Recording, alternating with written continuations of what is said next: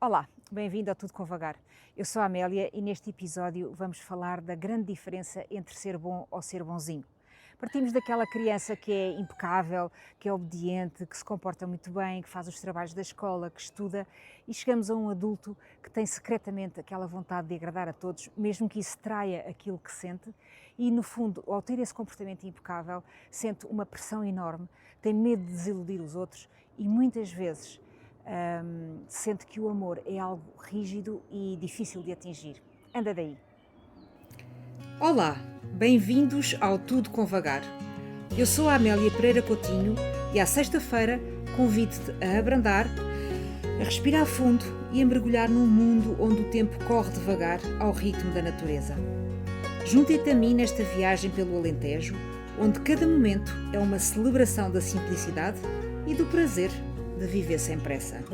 Tens vagar para me ouvir?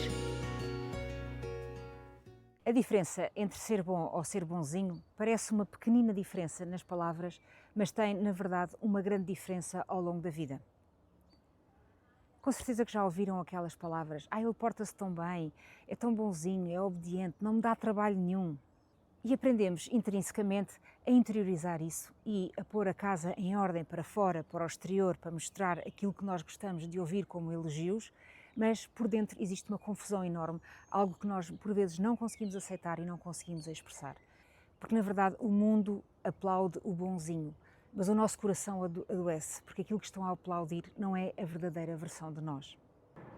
A ideia de ser bom, de ser uma pessoa boa, está ligada ao cuidado com os outros, à responsabilidade, à generosidade verdadeira. Mas o ser bonzinho é um disfarce educado, é aquele que agrada, que evita conflitos, que está sempre a sorrir e não consegue dizer verdadeiramente aquilo que pensa. E por isso, ser bom é algo que vem de dentro, que vem do coração.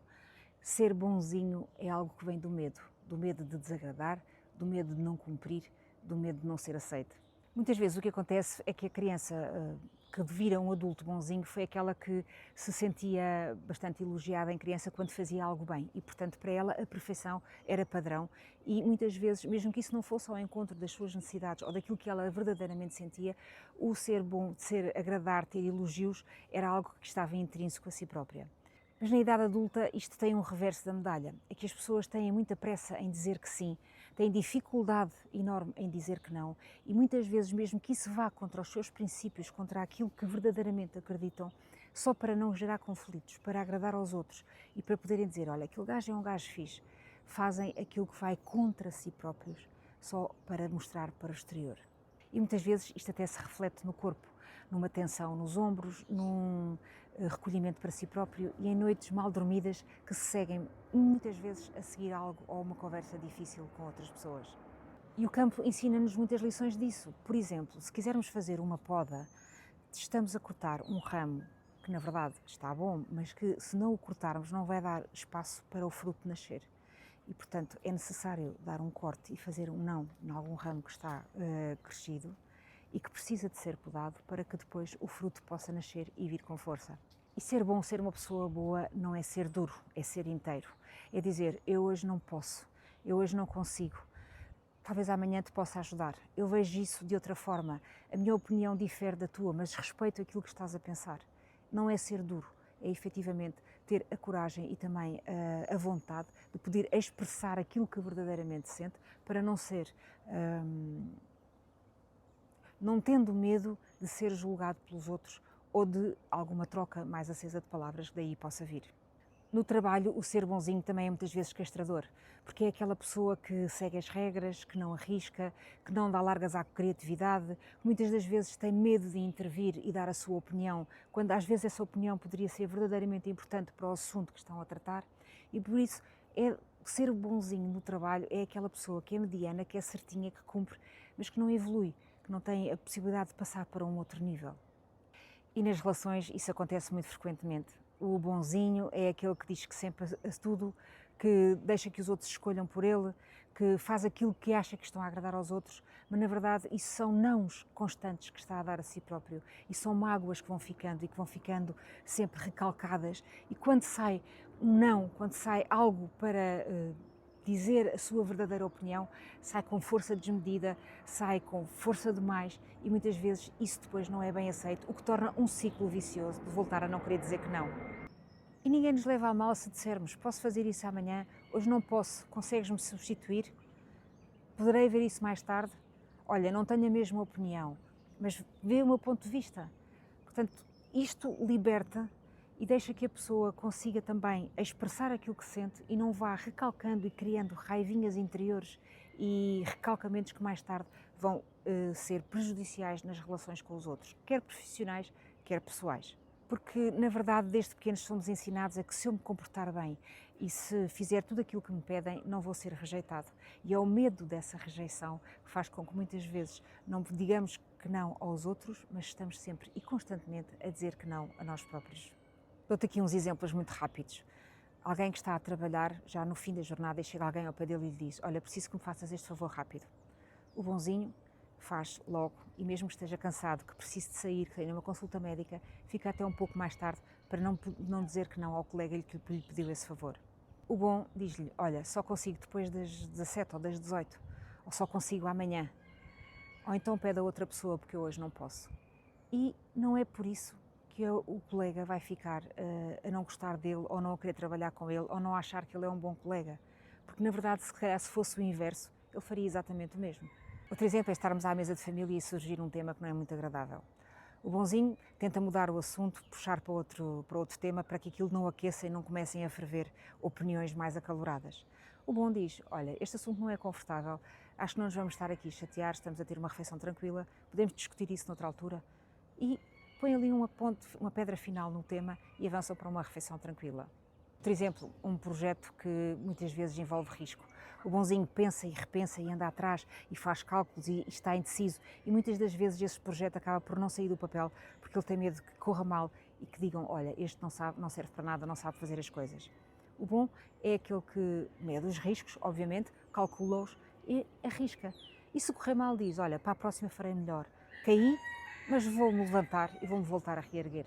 É esta a diferença entre ser bonzinho e ser bom em tudo na vida, seja no trabalho, seja nas relações pessoais, seja com os nossos filhos, com a família, com quem for. Ninguém é totalmente bonzinho nem totalmente bom. Todos temos uma parte de bonzinho e todos temos uma parte de bom. Há é que treinar aqui um equilíbrio entre as duas e, portanto, aquilo que eu te vou deixar aqui hoje é um desafio simples de 3 situações muito básicas em que tu podes treinar a parte do ser bom. Por exemplo, dizer um não gentil. Quando alguém te pede alguma coisa em que tu, por reflexo e automaticamente, dirias que sim, independentemente daquilo que estás a fazer ou que tens para fazer, aquilo que te sugiro é que dessa vez diga: olha, hoje não me dá muito jeito, podemos agendar já para o dia a seguir ou para outra hora, ou olha, agora não consigo mesmo, portanto, se não te importas, podes pedir a outra pessoa. Na verdade, é um não gentil, mas estamos também a dar a possibilidade à outra pessoa de pensar: olha, ok, ele hoje não pode, mas se calhar amanhã vai poder. E não vai deixar de pedir, nem vai deixar de gostar de ti, nem te vai rejeitar pelo facto de fazeres isso. A outra é um pedido claro. Muitas vezes estamos à espera que os outros adivinhem quais são as nossas necessidades, aquilo que nós estamos a precisar, para que, se não adivinharem, dizer: pá, ele nem notou que eu estava em baixo, ou ele nem me telefonou. E isso às vezes é passivo-agressivo e as outras pessoas não são obrigadas a adivinhar aquilo que sentimos. E, portanto, aquilo que eu sugiro é que façamos um pedido claro. Por exemplo: olha, estás a falar muito alto ao telefone e eu estou aqui concentrada a trabalhar, podes falar um pouco mais baixo? Ou, por exemplo: preciso agora de uma hora de silêncio, tenho aqui que estar bastante concentrada numa coisa, importas-te, se tiveres telefonemas, de os fazer fora daqui ou noutra sala, por favor? Isto a nível de trabalho. Ao nível de casa, por exemplo, se estamos a ler e o nosso companheiro ou parceiro está a ver televisão, importas-te pôr um bocadinho mais baixo, que isto está-me a fazer confusão enquanto estou aqui a ler? Pronto, estes pedidos claros para que não estejamos à espera que o outro adivinhe aquilo que nós necessitamos ou aquilo que nós estamos a sentir. Isso muitas vezes tornam as relações mais abertas, mais francas e mais fáceis de lidar no dia-a-dia. E o outro desafio é também escolher algo imperfeito ou que não está perfeito. Mais vale feito que perfeito, é uma expressão que muitas vezes ouvimos e, portanto, às vezes aquela apresentação está pronta e faltava alinhar qualquer coisa gráfica, mas isso vai-me levar mais horas de trabalho. Aceite Aceita que não vais ter tudo perfeito, que ninguém te vai chatear nem deixar de elogiar o teu trabalho porque não está a 100%, mas isso traz-te alguma paz interior, deixa de fazer com que estejas a ruminar nas coisas e consegues também despachar-te mais depressa, em última análise, e até conseguir ter mais tempo para ti. Se quiseres traduzir este desafio numa pausa real, tens muito bom remédio. Vem até ao Monte das Lajes, traz um pequeno caderninho contigo e quando fores fazer uma caminhada e andares aqui a passear de um lado para o outro, ouvir os galos e as galinhas, podes com certeza absoluta tomar nota de atitudes que tiveste ao longo dessa semana e pensar assim: onde é que fui aqui? Fui bom ou fui bonzinho? E tentares perceber qual é que é o teu padrão de comportamentos e como é que podes alterar alguns deles para que não digas tantas vezes não a ti próprio e possas dizer mais vezes sim àquilo que sentes e àquilo que abraças, às opiniões que tens. Anda daí, vem até ao Monte das Lajes e de certeza absoluta que nestas caminhadas e neste tempo aqui de partilha, de comunhão com a natureza, vais poder conseguir também discernir um pouco se és mais bonzinho ou mais bom. Se gostaste deste episódio, partilha-o com amigos que também gostem de ouvir estes temas. Podes-me sempre seguir no Spotify ou no YouTube. Eu estou aqui todas as sextas-feiras e por isso até à próxima semana faz uma análise daqueles comportamentos em que foste bom ou foste bonzinho. Tenta ver onde é que podes mudar algumas dessas atitudes para que possas mais vezes dizer sim a ti próprio. Até à próxima sexta-feira e uma boa semana para ti. E assim nos despedimos com vagar e coração. Obrigada por estares desse lado. Até à próxima sexta-feira para mais um momento de pausa e inspiração. Entretanto, vive devagar e conta-me como foi. Até breve!